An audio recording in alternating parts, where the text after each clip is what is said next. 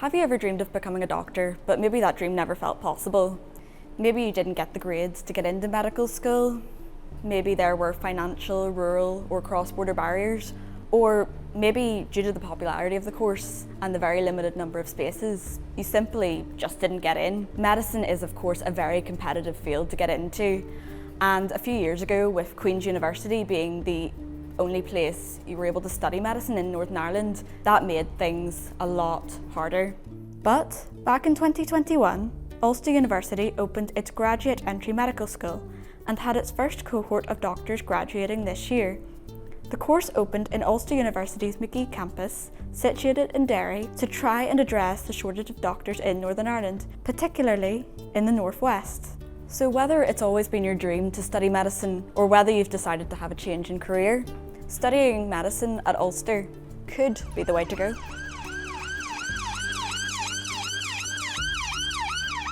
Before finding out more about the medical school in Derry, I wanted to learn more about why healthcare services in the Northwest were one of the places of particular concern in Northern Ireland. Dr Neil Black, a consultant physician at Altnagelvin Hospital, took time out of his busy schedule to tell me why.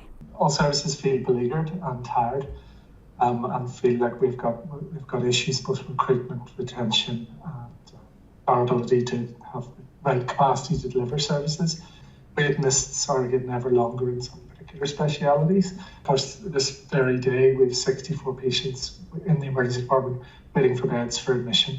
You still have to be looked after. This produces awful strain in clinicians, that there's people who you would like to send home but you can't, and people who you might be taking more risks with to send home just to make space to get someone in the emergency department. You're walking through the emergency department, walking past people, stepping over them literally, to go and see people who are sick and in need of your care, and you can't even do that in private.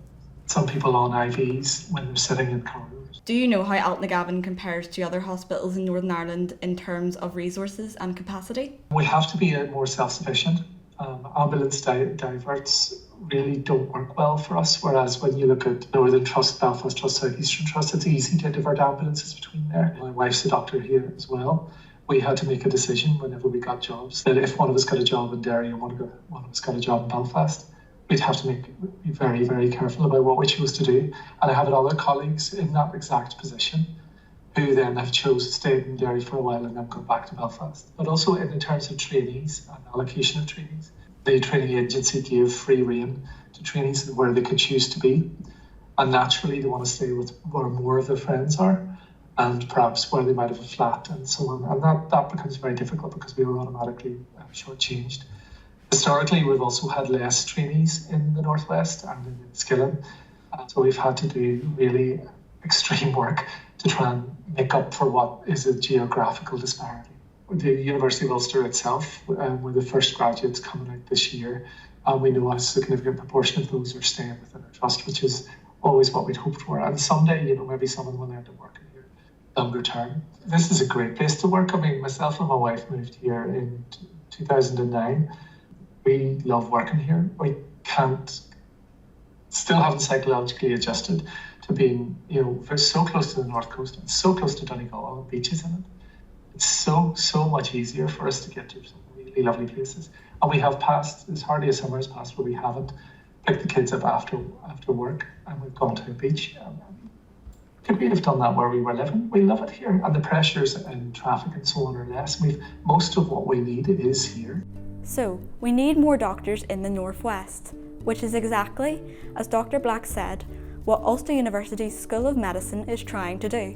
To be eligible to study medicine at Ulster, you need to have graduated with a minimum of a 2-1 honours degree in any discipline, science or non-science, or have a postgraduate master's degree with an overall pass of at least 60%.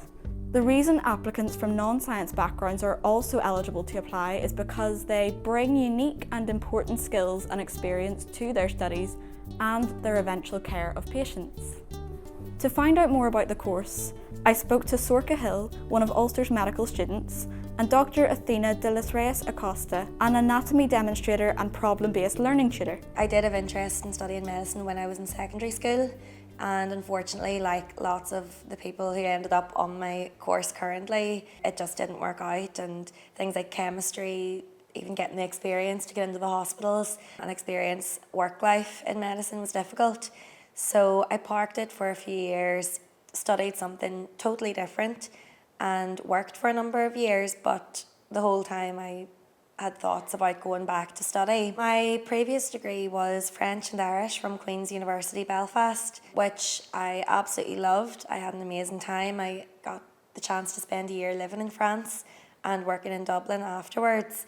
But when I decided that I definitely wanted to go back and make medicine happen, I started looking all around. Ulster was a clear winner when it came to what I was looking for in a university. When I was a little girl, I have been fascinated with how the body works, how that piece of bread could do something, that you can move your limbs, or how that glass of milk can make your bones stronger, just like what my moms would say. So I think that's fascination and curiosity of how the body works that gave me that seed of interest to pursue medicine. It was a priority to get into medicine, get it done, and get out the other side, because at the time of applying to the course, all I could think was, oh, this is lifelong, there's so much ahead of me, I want this done, this done, this done. And in a sense, I'm still happy that I chose that, because coming at graduate entry level, you are already a little bit older than some of your peers that you'll work with in the hospital,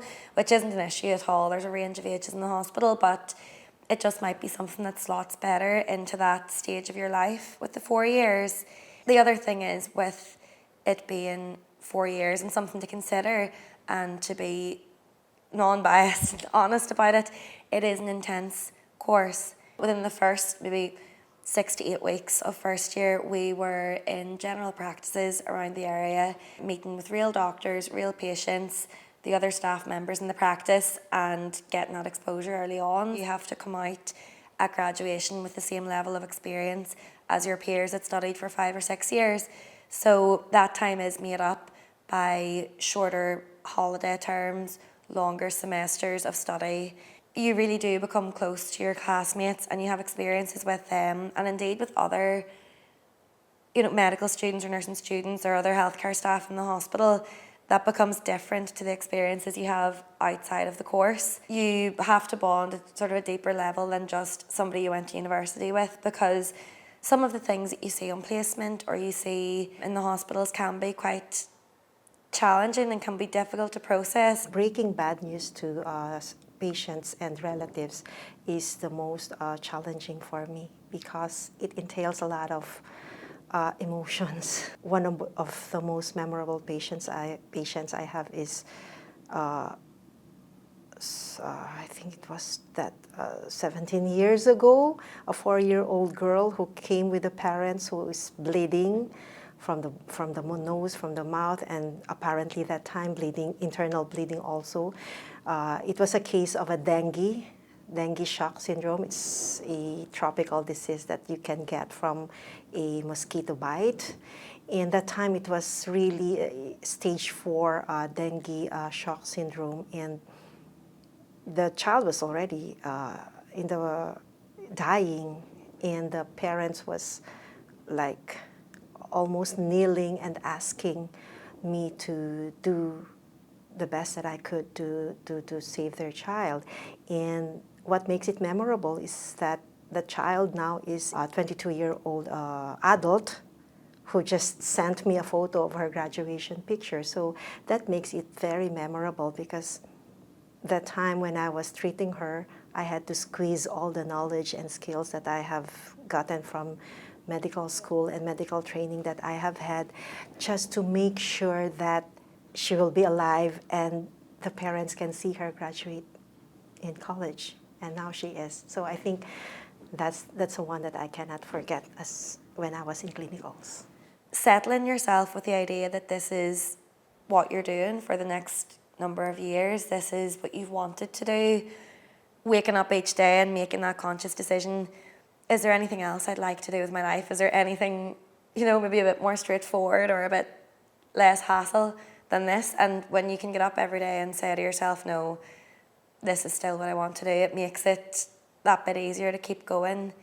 I think this is probably something that comes largely with age and being that little bit older and having, you know, a little bit more life experience before we started the graduate entry medicine course. You've dealt with stress before, you've dealt with rejection, whether that's in your personal life, in your professional life, and you've dealt with different challenges. So you're already quite well equipped compared to, you know, if you were beginning to study medicine at a younger age. I imagine it would be a lot more challenging, but we did have support from our family and friend networks outside of the course, and I think an important thing for me was maintaining those friendships and maintaining the bond with my family and anyone who was close to me before the course.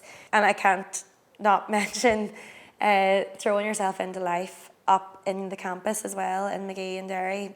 So we moved up. I stayed there for the first 2 years until I was placed in different hospital trusts closer to Belfast and Southern Trust. So for the first 2 years, I really did make the effort to stay up there, to make friends outside of my course, to join gyms, go for coffees, go for nights out. There's any amount of food and drink options. You've got the beaches in Donegal, 10, 15 minutes away. And a lot of us really did fall in love with Derry as a place to live. And it was a reason I selected Altnagelvin for my year 2 of working. I plan to go back as soon as I can.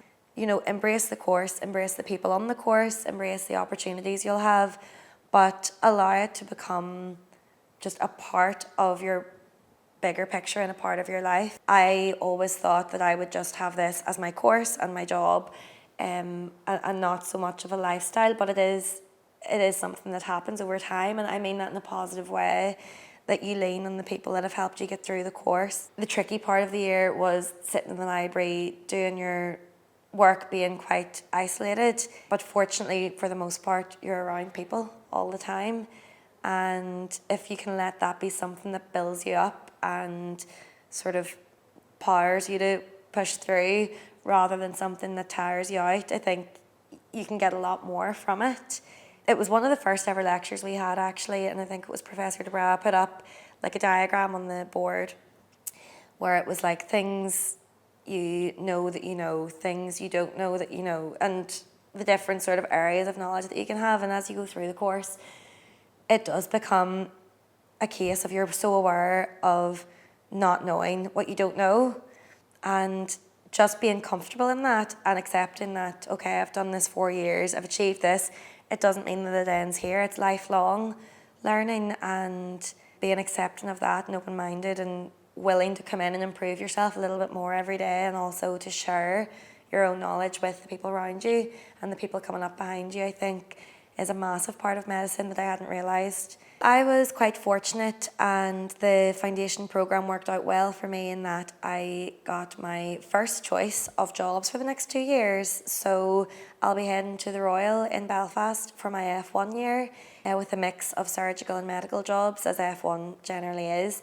And I'll go to Altnagelvin in Derry for my second year, where I'll have placements in obstetrics and gynecology, psychiatry and more general medicine, which were specialties I'd specifically wanted to gain more experience in. So up until then, I'm waiting for graduation for our medicine ball, which will be staff and students, will be a great celebration, and just relaxing until for the first time in 4 years. Difficult as it is and tough as it is, the long shifts in the library or in the hospital trying to prepare for exams, it is a once in a lifetime, thankfully, experience where you really do have good connections and, you know, support from people around you in the same boat. And I think that's what I'll take away from it, just being able to get more than just a qualification out of the 4 years and, you know, see my life going in a different direction than what I did before starting this course.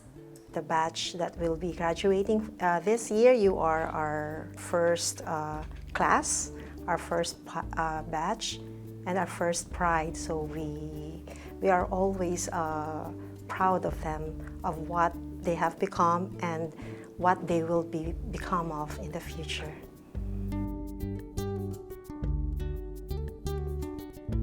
Delighted to have the day over, but also trying to enjoy it while we can. Yeah, absolutely ecstatic that finally here. It's been a big day. Yeah, I can't believe it's finally here, but I think everyone's very, very happy that it's over. Yeah. Definitely. Big Very celebrations. And very warm. We're probably going to end up in Pat O'Donnell's at some stage, full of pints, to be honest. So we'll go get our dinners with our families, get some downtime, probably get the high heels off for an hour or two, and then go and celebrate. I think the thing I'll miss the most is Derry. I've absolutely loved being in Derry. I know us three will all say that we've absolutely loved our time in Derry. Everyone's been so friendly, so welcoming. The crack has been absolutely amazing, and I'll be really, really sad to leave Derry, if I'm being honest. So the three of us met through the course, and then we've lived together for the last number of years of the course, so we'll maybe be a bit sad to leave each other after all this time. Let's not talk about that. We can't talk about that. Over tears.